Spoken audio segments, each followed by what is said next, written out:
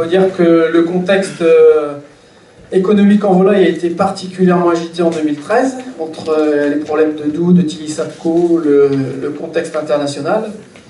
Donc, en termes de résultats pour les éleveurs, ça se traduit quand même par une érosion de la marge, hein, puisque bon, premier, deuxième semestre, il n'y a pas vraiment beaucoup d'écart, on peut tout raisonner globalement. Aussi bien en volaille alternée que label que production de canard, on est sur une diminution des marges de l'ordre de 5 à 10%. Donc vous voyez des marges qui sont de 28 € en volaille alternée, et puis en marge de canard, la diminution est plus sensible. Donc les marchés étaient très tendus au niveau export en canard en particulier, et donc les répercussions en termes de vide sanitaire et de valorisation des contrats fait que les niveaux de marge sont en baisse.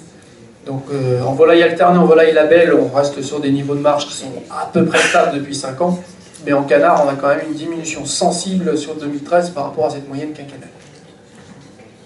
Donc en termes de résultats, on reste quand même sur quelque chose d'assez stable, avec une diminution de 200 € du niveau de résultat par rapport à l'année précédente.